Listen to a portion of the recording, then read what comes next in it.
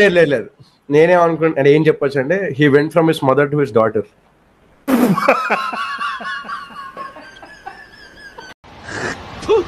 కచరా నా కొడక, లోఫర్ నా కొడక, లుచ్చా నా కొడక, సిగ్గులేదురా నీకు, సిగ్గులేదురా నీకు.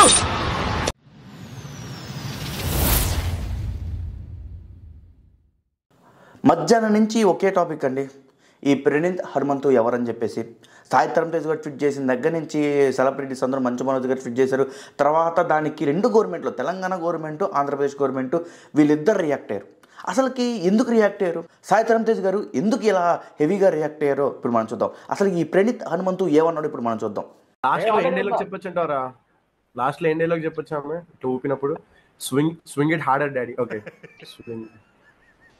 swing zara thing, bro. What can be a word that the daughter can say to the dad which is sexual and also father daughter affection? Harder. No, if you want it to be sexual, ఆమె అసలు ఏం మాట్లాడకుండా ఉంటుంది. ఇది ఆయన నోట్లోంచి వచ్చిన మాటలా లేకపోతే ఏంటి బ్రో అయ్యి? అసలు బ్రో అంటానికి చేతపడుతుంది బ్రో నిన్ను. మాట్లాడలేదు, కట్ అయిపోద్ది కానీ వద్దు. Suryakumar Yadav. I know, but what the fuck is a reference? Maybe we'll ఇట్లా చేద్దాం, from huge quote to no balls అనుకుంటా. అట్లా కూడా అట్లా అనుకుంటా, అదే దాని మీనింగ్. లేదు, యు మీన్ ఆమెకి నో బాల్. Okay, infield. అబ్బా జీ బ్రో, వీళ్ళ బ్యాచ్ని చూసారా? నాకు ఏమనిపిస్తుందో తెలుసా, అక్కడ కనుక రాడ్ ఉంటే రాడ్ తీసుకుని తలకాయ పలకొట్టాలనిపిస్తుంది. మీకు అనిపించట్లేదా? లేదు, ఫ్రమ్ చెప్పు ఇదే ఈ నో బాల్స్, షార్ట్ బాల్స్, ఈ లైన్స్ లో ఉంటది. అది he went from Moya to Moya. He went from third man to fine legs. ఆ క్రికెట్ రెఫరెన్స్ నాకు అర్థం కాదు ఇది. So basically third man is. అసలు ఏం మాటలు రాయి అసలు, మనుషులారా మీరు?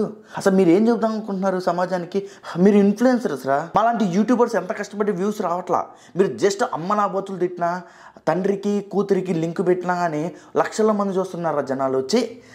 అసలు ఏంది, ఏం బతుకులరా మీ అసలుకి? అసలైన యూట్యూబర్స్ ఎంత కష్టపడుతున్నా వ్యూస్ రావట్లా. మీలాంటి దరిద్రుల వల్లే, మీలాంటి ఆలోచనతో ఉన్నారు చూసారా. వరస్ట్, డిస్కస్టింగ్ కూడా. అసలుకి నా లైఫ్లో అంటే ఇలాంటి వాళ్ళు ఉంటారు అని ఇప్పుడు తెలుస్తుంది బ్రో.